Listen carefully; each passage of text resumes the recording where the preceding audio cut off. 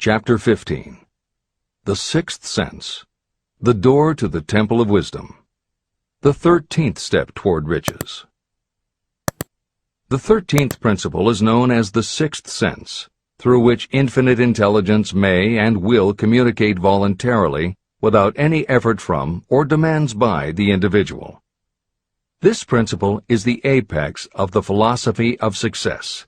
It can be assimilated, understood, and applied only by first mastering the other 12 principles. The sixth sense is that portion of the subconscious mind that has been referred to as the creative imagination. It has also been referred to as the receiving set through which ideas, plans, and thoughts flash into the mind. The flashes are sometimes called hunches or inspirations. The sixth sense defies description. It cannot be described to a person who has not mastered the other principles of this philosophy, because such a person has no knowledge and no experience with which the sixth sense may be compared. After you have mastered the principles in this book, you will be prepared to accept as truth a statement that may otherwise be incredible to you. Through the sixth sense, you will be warned of impending dangers in time to avoid them and notified of opportunities in time to embrace them. As you develop your sixth sense, it is almost as though a guardian angel comes to you to be of help and assistance, a guardian angel who will open to you at all times the door to the Temple of Wisdom. Miracles of the Sixth Sense. I am not a believer in, nor an advocate of, miracles, for the simple reason that I have enough knowledge of nature to understand that nature never deviates from her established laws. However, I believe that some of nature's laws are so incomprehensible that they produce what appear to be miracles. The sixth sense comes as near to being a miracle as anything I have ever experienced. This much I do know, that there is a power, or a first cause, or an intelligence which permeates every atom of matter and embraces every unit of energy perceptible to man. I know that this infinite intelligence is the thing that converts acorns into oak trees, causes water to flow downhill in response to the law of gravity, follows night with day and winter with summer, each maintaining its proper place and relationship to the other. Through the philosophy explained in this book, this intelligence can help turn your desires into concrete or material form. I know this because I have experimented with it, and I have experienced it. Step by step through the preceding chapters, you have been led to this, the last principle. If you have mastered each of the preceding principles, you are now prepared to accept, without being skeptical, the extraordinary claims made here. If you have not mastered the other principles, you must do so before you may determine definitely whether or not the claims made in this chapter are fact or fiction. Let great people shape your life. I have never completely divested myself of the habit of hero worship. While I was passing through the stage of hero worship, I found myself trying to imitate those whom I most admired. My experience has taught me that the next best thing to being truly great is to emulate the great, to try to act like them, be like them, and feel like them as much as I could. I discovered that the faith with which I tried to imitate my idols gave me great capacity to do so quite successfully. Long before I had ever written a line for publication or delivered a speech in public, I followed the habit of reshaping my own character by trying to imitate the 9 men whose lives and life works had been most impressive to me. These 9 men were Emerson, Paine, Edison, Darwin, Lincoln, Burbank, Napoleon, Ford, and Carnegie. Every night, over a long period of years, I held an imaginary council meeting with this group, whom I called my invisible counselors. This is how I did it. Just before going to sleep at night, I would shut my eyes and see, in my imagination, this group of men seated with me around my council table. Here I had not only an opportunity to sit among those whom I considered to be great, but I actually dominated the group by serving as the chairman, I had a very definite purpose in using my imagination in this way. My purpose was to rebuild my own character, so it would become a composite of the characters of my imaginary counselors. Realizing that I had to overcome the handicap of being born and raised in an environment of ignorance and superstition, I deliberately assigned myself the task of voluntary rebirth through the method I have described above. Building character through autosuggestion. I knew, of course, that we all become what we are because of our dominating thoughts and desires. I knew that every deeply seated desire causes a person to find a way to turn that desire into reality. I knew that self-suggestion is a powerful factor in building character. In fact, it is the sole principle through which character is built. With this knowledge of how the mind works, I was fairly well armed with the equipment needed to rebuild my character. In these imaginary council meetings, I called on my cabinet members for the knowledge I wished each to contribute. I would even speak out loud to each of them as follows. Mr. Emerson, I desire to acquire from you the marvelous understanding of nature which distinguished your life. I ask that you impress upon my subconscious mind those qualities you possessed that enabled you to understand and adapt yourself to the laws of nature. Mr. Burbank, I request that you pass on to me the knowledge that enabled you to so harmonize the laws of nature that you caused the cactus to shed its thorns and become an edible food. Give me access to the knowledge that enabled you to make 2 blades of grass grow where but 1 grew before. Napoleon, I desire to acquire from you the marvelous ability you possess to inspire men and will rouse them to greater and more determined spirit of action. I desire also to acquire the spirit of enduring faith, which enabled you to turn defeat into victory and to surmount staggering obstacles. Mr. Payne, I desire to acquire from you the freedom of thought and the courage and clarity with which to express convictions which so distinguished you. Mr. Darwin, I wish to acquire from you the marvelous patience and ability to study cause and effect without bias or prejudice so exemplified by you in the field of natural science. Mr. Lincoln, I desire to build into my own character the keen sense of justice, the untiring spirit of patience, the sense of humor, the human understanding, and the tolerance that were your distinguishing characteristics. Mr. Carnegie, I wish to acquire a thorough understanding of the principles of organized effort, which you use so effectively in the building of a great industrial enterprise. Mr. Ford, I wish to acquire your spirit of persistence, the determination, poise, and self-confidence that have enabled you to master poverty and to organize, unify, and simplify human effort so I may help others to follow in your footsteps. Mr. Edison, I wish to acquire from you the marvelous spirit of faith with which you have uncovered so many of nature's secrets, the spirit of unremitting toil with which you have so often wrested victory from defeat. The startling power of imagination.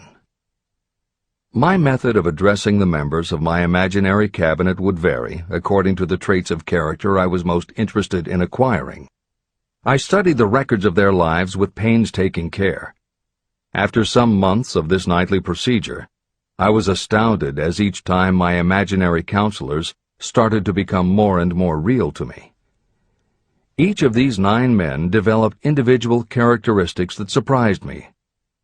For example, Lincoln developed the habit of always being late, then walking around in solemn parade. He always wore an expression of seriousness on his face. Rarely did I see him smile. This was not true of the others.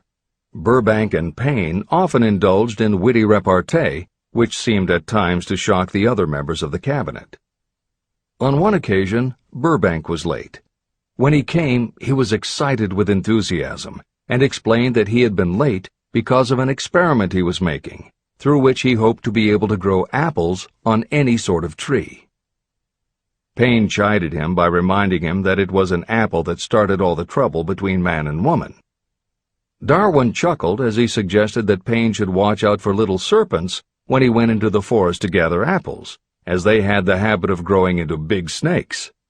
Emerson observed, "No serpents, no apples," and Napoleon remarked, "No apples, no state." These meetings became so realistic that I became fearful of their consequences and discontinued them for several months.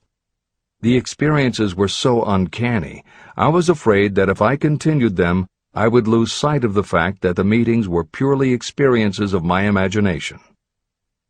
In writing this book, this is the first time that I've had the courage to mention this. I knew from my own attitude in connection with such matters that I would be misunderstood if I described my unusual experience. I now have the courage to put this on the printed page, because I am now less concerned about what they say than I was in the years that have passed. While the members of my cabinet may be purely fictional, and the meetings existed only in my own imagination, they have led me into glorious paths of adventure, rekindled my appreciation of true greatness, encouraged my creativity, and inspired me to be honest and bold in expressing my thoughts. Editor's comments. Napoleon Hill's experience with his imaginary counselors is not as uncommon as it may seem on first reading. In fact, it happens to novelists all the time.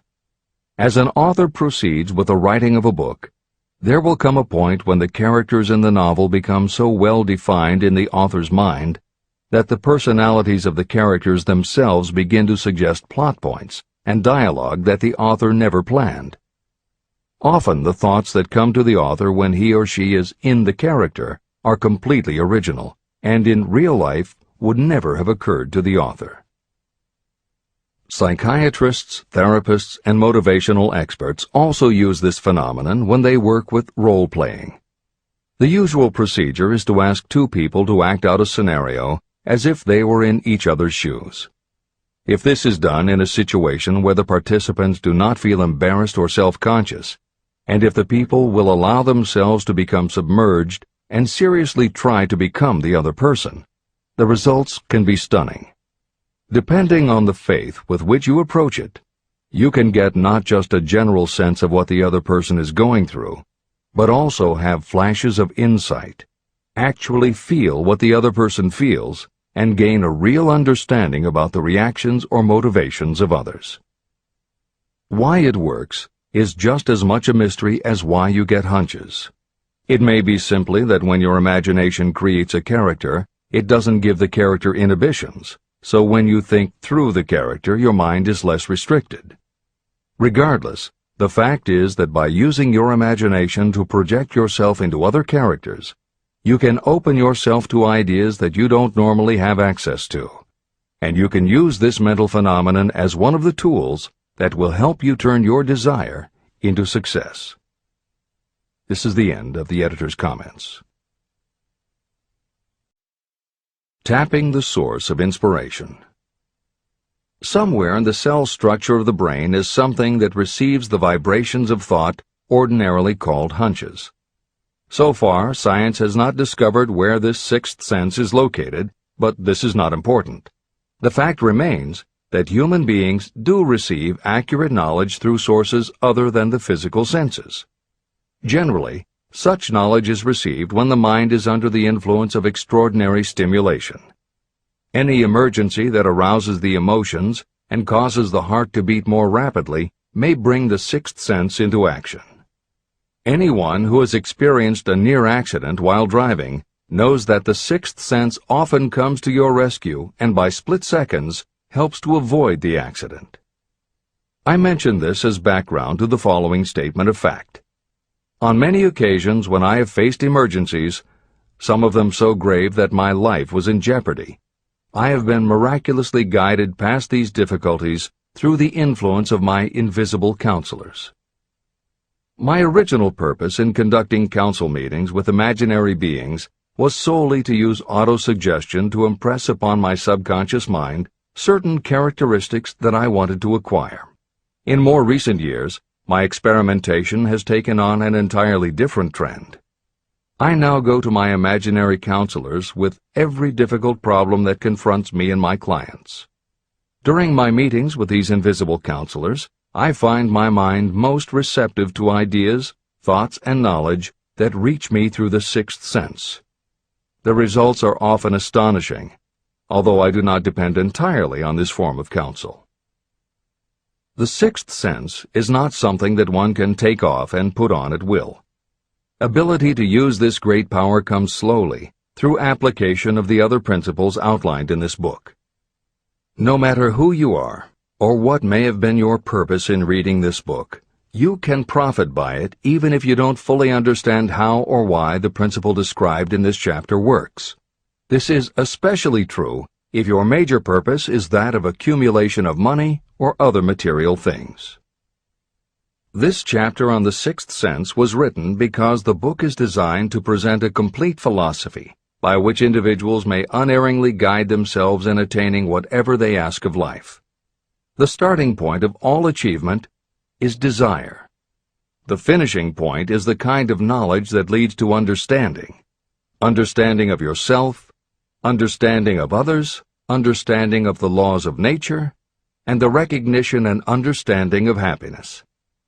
Full understanding of this comes only through familiarity with and use of the principle of the sixth sense. In reading this chapter, you may have found yourself lifted to a high level of mental stimulation. Splendid! Come back to this again a month from now, read it once more, and observe that your mind will soar to a still higher level of stimulation. Repeat this experience from time to time, giving no concern as to how much or how little you learn at the time. Eventually, you will find yourself in possession of a power that will enable you to throw off discouragement, master fear, overcome procrastination, and draw freely upon your imagination.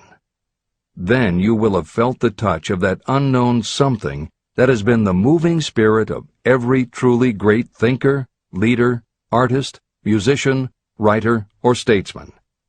Then you will be in a position to transmute your desires into their physical or financial counterpart as easily as you may lie down and quit at the first sign of opposition.